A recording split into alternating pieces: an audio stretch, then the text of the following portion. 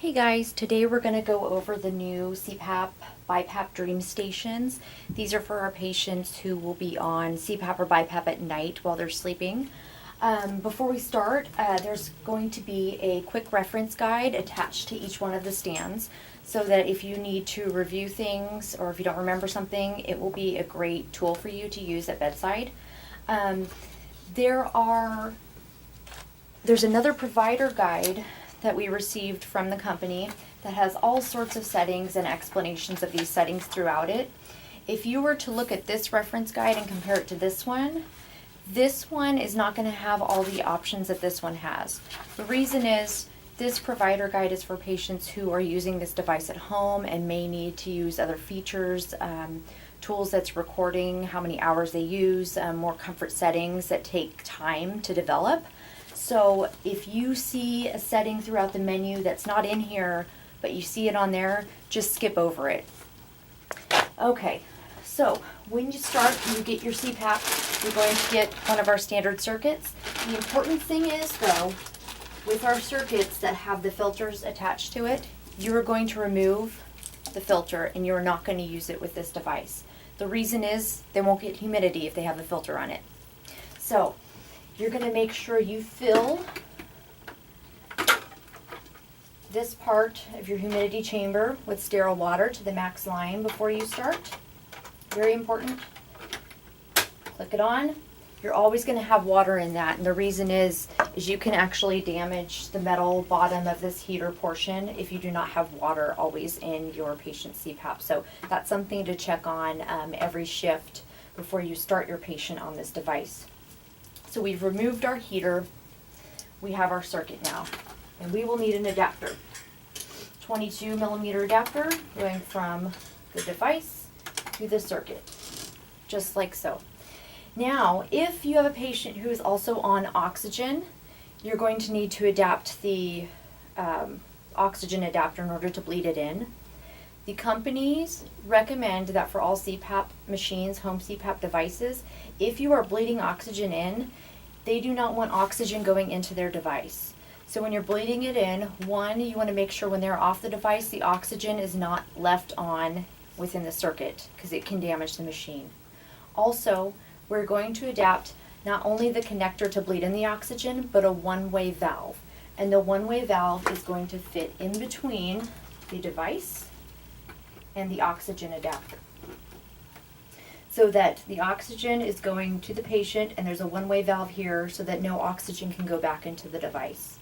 So this is important. It looks a little silly because there's so many adapters and it's kind of sticking up like this, but that's the way it goes. That's the way the manufacturer recommends it, so that's the safest way for our patients. Okay, so now that we have that, we're going to get started and go through the menu here.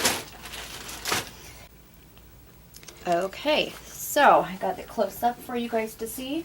We have the power button on top here, and then we have a ramp button to the side here. Those are the only two buttons on the top of the machine. I'm going to press the on button. And if you have a patient who was set up the night before, then they're already going to have their settings on there. If you're setting up a new patient, it's going to have the previous settings on there as well. So you're going to want to go through and change your settings as needed. In order to get into the provider menu, what you're going to do is you're going to turn the device off. Now it's going to bring up all this info, and these are for patients at home to use once they have their device set up. But we're going to need to get into the device and change our settings because we have a new patient to set up on. So you're going to hold down simultaneously the ramp button and this toggle on the front for 5 seconds, and it'll bring you into your provider settings.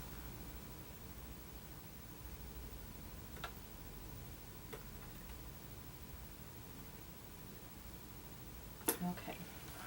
So what we have here is therapy settings, comfort settings, device settings, and information. Patient mode as well. So we're going to go into our therapy settings. And all the therapy settings that you're going to need to change are going to be on the card under therapy settings that is attached to your device.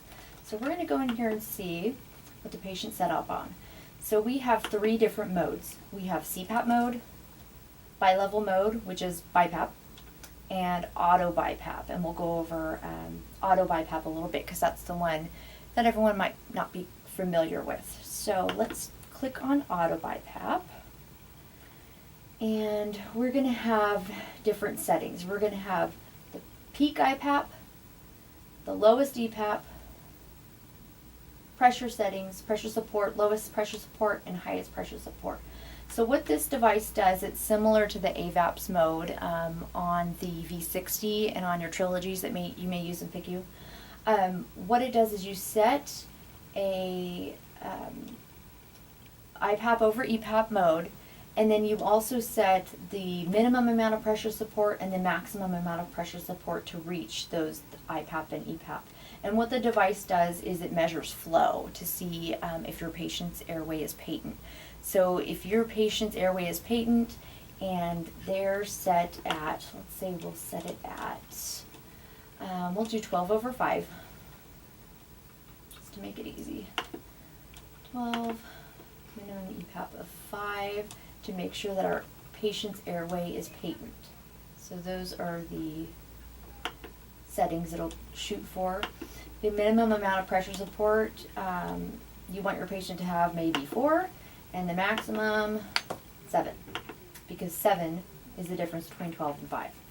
So it is going to measure flow rates and your patient's airway patency in order to reach the goal to keep your patient's airway open and keep them breathing while they're sleeping. So 12 over 5 is what they're set at with the Auto BiPAP. Okay. Let's change it now to bi-level, and the reason is, do 10 over 5. The reason is there are some settings that Auto BiPAP is not included in this packet, and I want to go over those. So for your therapy settings, it's basic. It's either CPAP, BiPAP, or the Auto BiPAP, and you'll be setting those. An explanation of each one of those settings is in this provider quick reference guide attached to the device. So if you want to know what the IPAP max is, what the EPAP minimum is, and what it means, you can go back through that. So we're set on BiPAP. We want to go through the comfort settings though. And these are settings to keep your patient comfortable. It's going to go over heater settings and flex settings as well. So for the heater, you will always want to set this part at fixed, because adaptive is for heated wire circuits, and this is for the fixed circuits, which is the ones we use here at the hospital. So it'll always say fixed. As far as the humidification setting, the rep who came out and did the in-services recommended starting this at 1 or 2 for the humidifier settings.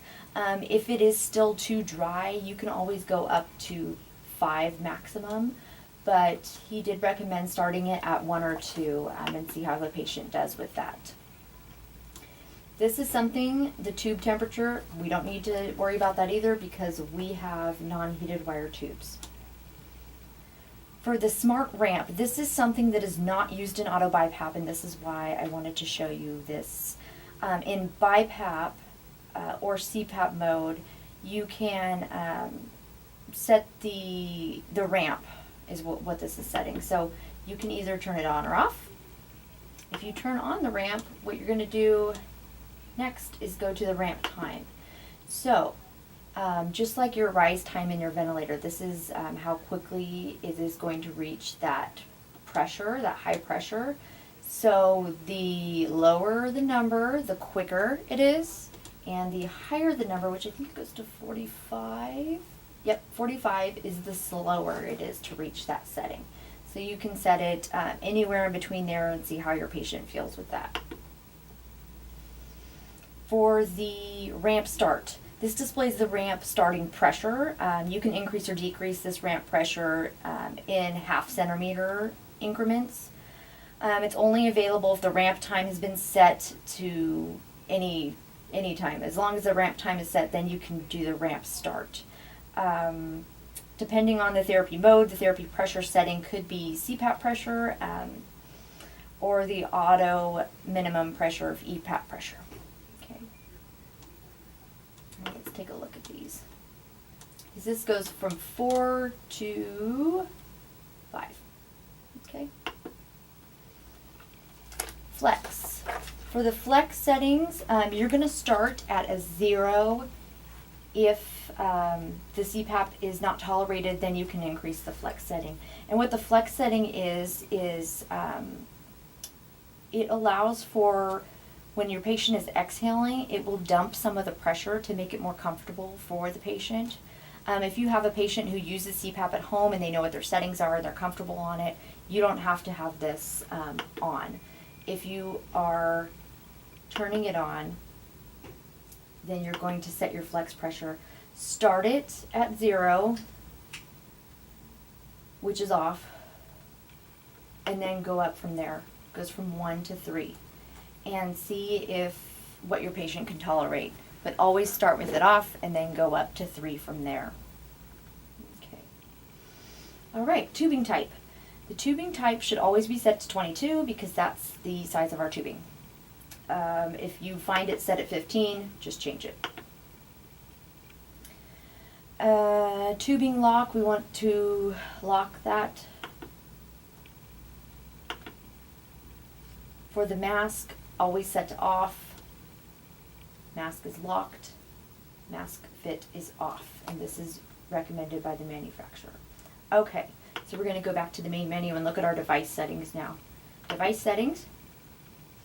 We have the AHI. AHI stands for apnea-hypopnea index. Patients who go and get sleep studies get this number and require this number in order to diagnose them as having OSA.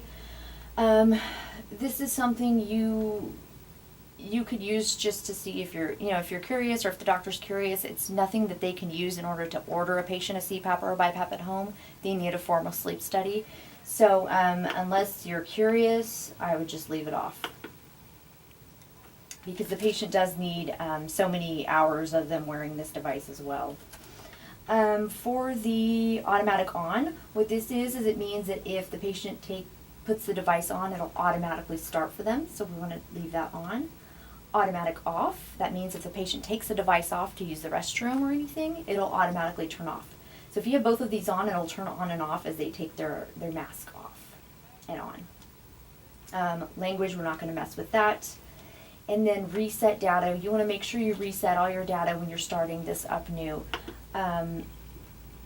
Yes, and that way it'll get rid of any saved data it has on the device. Just makes it easier if someone wanted to record the AHI for a previous patient. You want to make sure you get rid of that. If they have the hours that the patient worn, it'll get rid of that as well. Set the current time. All right, and that is it. And we'll go back to our main menu. So now that we have everything set up,